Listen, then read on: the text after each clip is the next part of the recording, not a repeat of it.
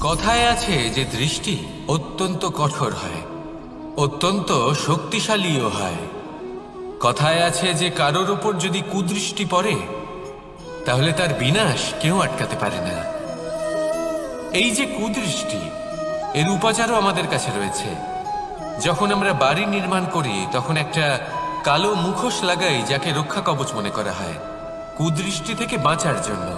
যখনই কোনো বাচ্চা বাইরে যায় তখন তার মাথায় আমরা একটা কাজলের টিপ পরিয়ে দিই কুদৃষ্টি থেকে বাঁচার জন্য। অর্থাৎ এই সংসারে কুদৃষ্টি থেকে বাঁচার উপাচার রয়েছে। উপাচার যদি কিছু না থেকে থাকে তাহলে তা হলো দৃষ্টিভঙ্গির। যদি আপনার দৃষ্টিভঙ্গি অনুচিত হয় তাহলে আপনার পতন কেউ আটকাতে পারবে না।